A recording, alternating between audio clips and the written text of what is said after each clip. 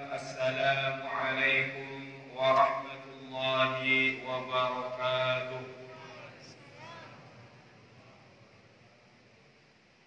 الحمد لله رب العالمين، وبه نستعين على أمور الدنيا والدين، والصلاة والسلام على أشرف الأنبياء والمرسلين سيدنا محمد وعلى آله وأصحابه ومن تبعهم بإحسان إلى يوم الدين. أما بعد، رب اشرح لي صدري ويسر لي أمري واحلل عقدة من لساني يفقهوا قولي. اللهم زدنا علما وارزقنا فهما. Ma'asyiral muslimin, Bapak Ibu sidang jamaah salat fardu Isya beserta salat sunnah tarawih dan witir yang insyaallah dimuliakan oleh Allah Subhanahu wa taala. Alhamdulillah, bersyukur kepada Allah di malam hari ini, malam ke-20 berapa? 26 ya.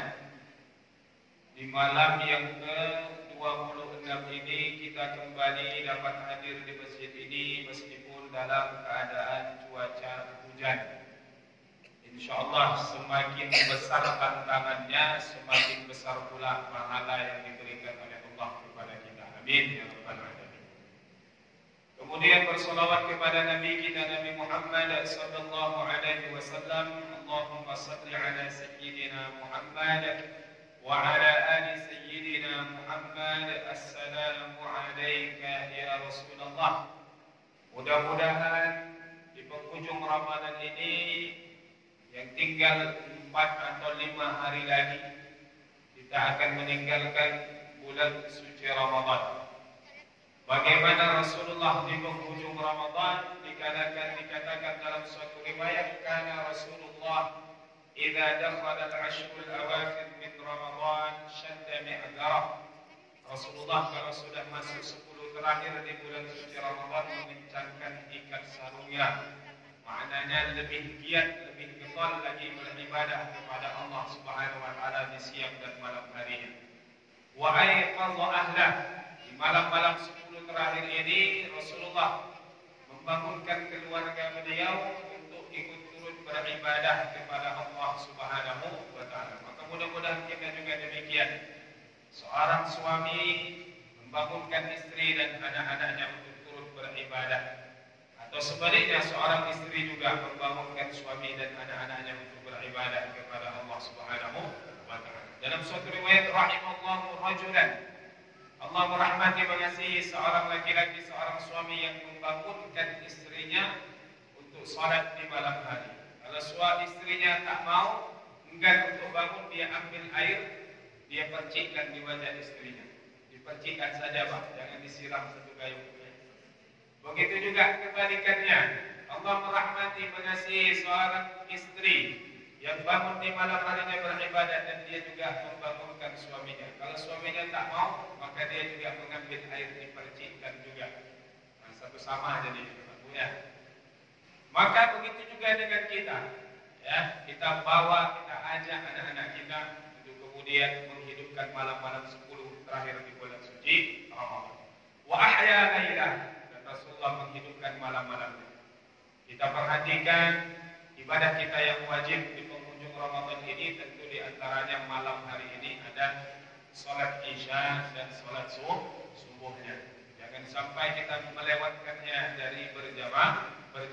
Yang salat Isya berjamaah maka seolah-olah salat separuh malam, dan yang salat subuh berjamaah seolah-olah salat sepanjang malam. Kata para ulama kita gabungan separuh-separuh. Kalau Isya berjamaah separuh malam, subuh berjamaah separuh malam. Tapi ketika digabungkan, dia Isyanya berjamaah, subuhnya berjamaah, maka seolah-olah dia sholat sepanjang malamnya, walaupun dia tidur. Tapi Isyanya sudah berjamaah, kemudian subuhnya juga berjamaah. Ibadah yang lain tentu salat tarawih, witir kita, yang salat tarawih, witir bersama imam juga dicatat, dihitung sebagai orang yang salat sepanjang malamnya. Ibadah tilawah, baca Qur'annya, berbanyak doa. Allahumma innaka afuwun tuhibbul afwa fa'fu anna. Bapak Ibu yang dirahmati Allah Subhanahu wa taala, sedikit menyambung dari apa yang disampaikan anak kita tadi yang luar biasa. biasa menyampaikan tausiah di depan kita. Mudah-mudahan kita nanti bisa menyisihkan ya, sebagian uang yang ada di kantong kita. Kita membantu adik kita ini, membantu pesantren. Biasanya di ujung ceramah itu ada, ya mungkin adik kita lupa grogi ini bapak-bapak ibu-ibu sini. Jadi kalau ada kelapangan rezeki, kita memberikan pendidikan kepada adik kita untuk membantu pondok pesantren di mana tempat adik kita tadi belajar. Apa yang disinggung tadi tentang iman di antaranya. Karena dibaca ya ayyuhalladzina amanu kutiba alaikumus siyam. Maka suatu ketika Rasulullah sallallahu alaihi wasallam duduk bersama para sahabat di pagi harinya, maka Rasulullah bertanya. Ini Rasulullah orang yang peka, peduli dengan para sahabat. Karena Rasulullah adalah orang yang peduli, ya, memperhatikan umat Islam, para sahabat yang hidup dengan Rasulullah. Maka beliau mengatakan, laisa minna, bukan bagian dari kami, bukan masuk dalam golongan barisan kita ini. Man lam yahtamu bi amril mu'minin, yang tak peduli dengan urusan umat ataupun orang-orang yang beriman. Maka kita orang-orang beriman ini harus saling bahu-membahu, saling tolong-menolong, peduli satu dengan yang lain. Maka Rasulullah bertanya di pagi hari itu kepada para sahabatnya, kaifa asbahtum? Bagaimana kalian di pagi hari ini? Ya. Maka sahabat menjawab, asbahna mu'minina billah.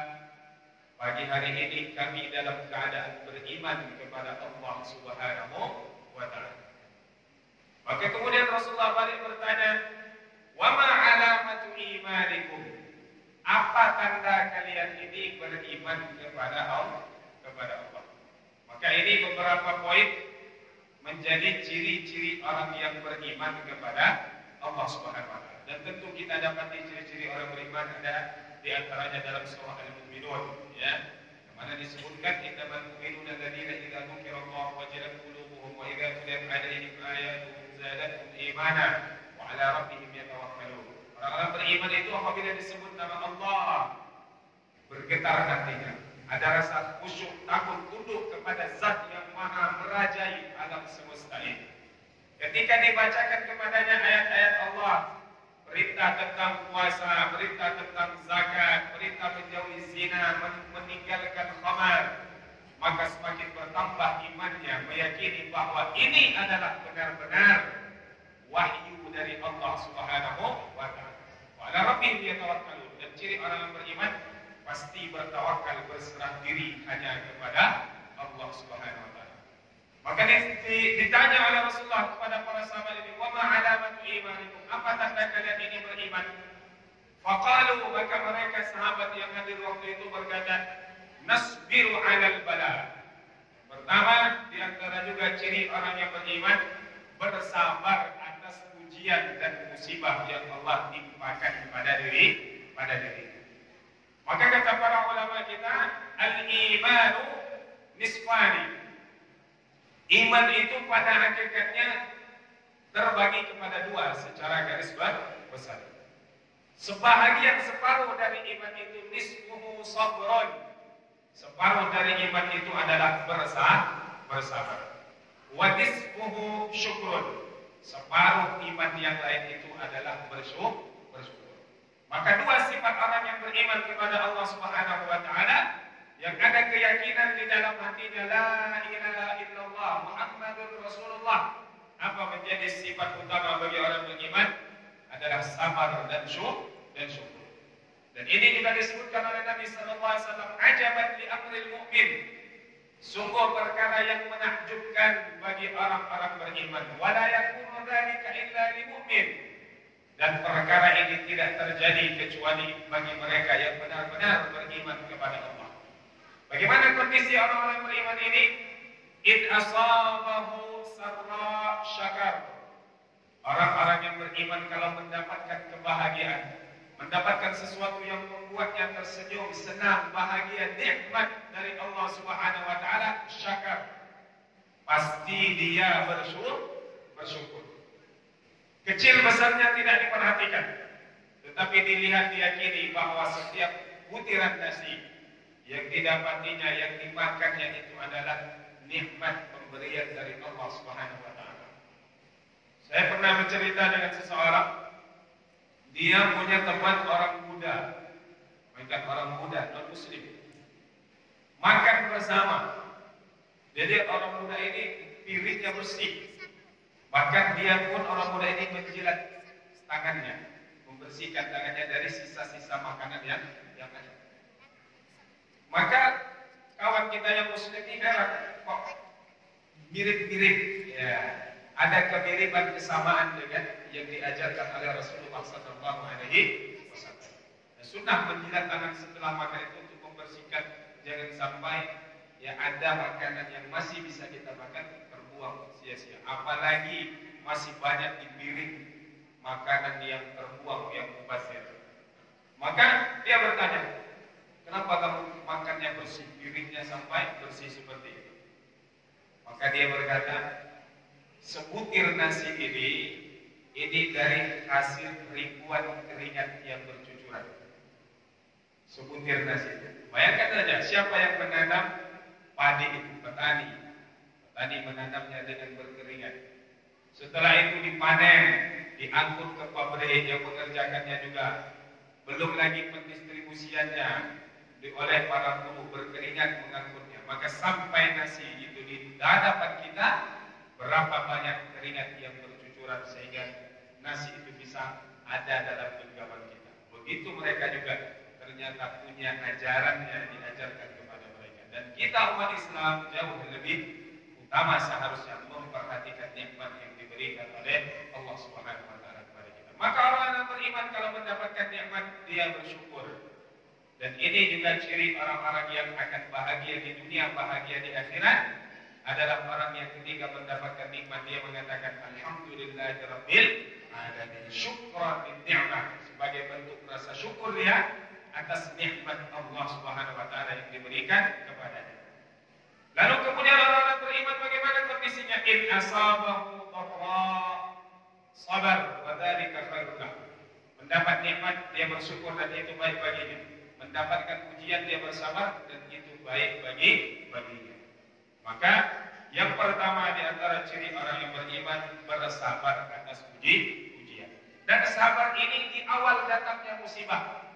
Tidak ada namanya kita datang musibah, kita apa bahasanya, ya seolah-olah protes, ya berbicara ini itu lain sebagainya, seolah-olah tidak menerima ketetapan Allah Subhanahu wa taala. Baru setelah itu kemudian sabar. Tidak. Sabar itu di awal datangnya musibah. Begitu kita menguji diri kita, apakah kita sudah termasuk hamba Allah yang bersabar? Begitu mendengarkan berita bagaimana sesuatu yang tidak kita sedang itu adalah ujian dari Allah, maka bagaimana kita menghadapinya? Maka disebut pula lah ciri-ciri orang yang akan bahagia di dunia dan di akhirat. Ketika mendapatkan ujian, maka yang pertama kali keluar dari lisannya, inna lillahi wa inna ilaihi raji'un, wala haula wala quwwata illa billahil aliyyil azim. Kita ini miliknya Allah dan kita pula akan kembali kepada Allah Subhanahu wa taala. Tidak ada daya, tidak ada upaya. Yang terjadi di muka bumi ini semuanya atas kehendaknya Allah Subhanahu wa taala. Maka bersabar terhadap ujian. Yang kedua, wa nashkuru 'ala ar-raha. Bersyukur atas nikmat. Maka ini sudah apa bahasa kita? Sudah satu paket. Jadi sabar pasti kawannya adalah bersyukur. Maka mensyukuri nikmat Allah Subhanahu wa taala. Bagaimana puncak daripada syukur itu? Menggunakan nikmat untuk beribadah kepada Allah Subhanahu wa taala. Malam ini habis maghrib tadi hujan lebat. Kita ingin pergi ke masjid. Dulu waktu belum ada mobil, kita berdoa kepada Allah, ya Allah, adalah mobil ya Allah. Jadi walaupun hujan tetap bisa ke masjid. Nah, sekarang diuji oleh Allah. Kita sudah punya mobil. Kita pakai nggak mobil itu untuk berangkat ke masjid agar tidak kena hujan, tidak basah, dan kita bisa tetap beribadah kepada Allah Subhanahu wa taala. Menjadi ujian. Ya. Maka mensyukuri nikmat Allah, pokoknya intinya adalah menggunakan nikmat itu untuk beribadah kepada Allah Subhanahu wa taala. Maka ciri yang kedua bersyukur. Yang ketiga, wa narda bil qada. Kata para sahabat, kami ridha dengan takdir Allah Subhanahu wa taala. Man amana bil qadar amina minal qadar. Siapa yang beriman kepada takdir Allah, maka akan selamat dari kegusaran, kegundahan, kegalauan dalam hidup ini. Ketika berlaku sesuatu yang dia tidak senangi, dia kembalikan kepada Allah. Ini sudah menjadi ketetapan Allah. Warda bima qasama Allah takun aghnan nas. Ridholah dengan apa yang ditetapkan, yang dibagi oleh Allah untuk kita, maka kita akan menjadi orang yang kaya. Jangan melihat tetangga sebelah. Kenapa tetangga sebelah sebentar ganti mobil, sebentar ada saja yang dibelinya. Tetapi lihat kepada kita apa yang nikmat sudah Allah berikan kepada kita, dan termasuk juga ciri orang yang bahagia dunia dan akhirat. Dalam hal dunia dia melihat kepada yang lebih kekurangan dari dia, dalam urusan akhirat amal pahala dia melihat kepada orang yang lebih soleh dari dirinya. Inilah Bapak Ibu yang dirahmati Allah Subhanahu wa taala. Mudah-mudahan ada dalam diri kita 3 di antara ciri orang yang beriman yang kita sebutkan malam hari ini, adalah kemudian selalu memiliki dan berusaha bersabar dari setiap ujian dan cobaan yang Allah berikan kepada kita. Ada bersabar dalam ketaatan juga, ada bersabar dalam meninggalkan maksiat, dan ada bersabar dalam menerima ujian dan cobaan dari Allah Subhanahu wa taala. Pasti kita diuji oleh Allah. Ya. Allah Subhanahu wa taala mengingatkan, apakah manusia itu akan dibiarkan begitu saja? Ahasiban nasu ayyutraku ayyaqulu amanna wa hum la yuftanun? Apakah manusia akan dibiarkan hidup sesuka hatinya setelah mereka mengatakan amanna, kami beriman kepada Allah, wa hum la yuftanun, lalu mereka tidak akan diuji? Maka konsekuensi dari iman pasti akan ada ujian dari Allah Subhanahu wa taala. Dan tentu orang-orang beriman pastinya akan bisa bersabar menerima ujian dari Allah Subhanahu wa taala, karena dia yakin Allah Maha Adil, Allah Maha berkasih sayang. Wala yazlimu rabbuka ahada. Tak pernah Allah itu menzalimi seorang pun di antara kita.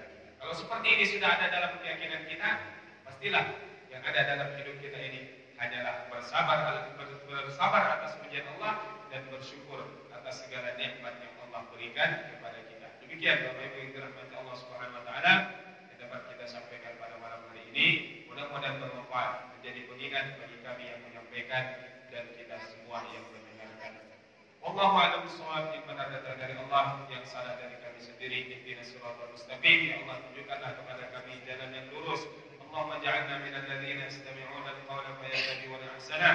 Jadikanlah kami orang-orang yang mendengarkan nasihat yang baik dan mengikutinya dengan amal terbaik pula. Allahumma inna nas'aluka al-jannah, karunia kami surga ya Allah, wa na'udzubika min sakhatika wan nar, kami berlindung kepadamu dari murka dan siksa api neraka-Mu. Allahumma innaka 'afuwun karim tuhibbul 'afwa fa'fu anna ya karim.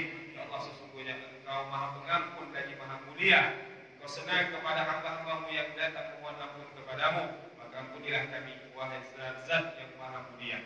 Rabbana atina fid dunya hasanah wa fil akhirati hasanah wa qina adzabannar. Wa sallallahu ala sayyidina Muhammad wa ala alihi washabbihi ajma'in. Walhamdulillahi rabbil alamin. Mohon maaf atas segala kekurangan dan kekhilafan. Wassalamualaikum warahmatullahi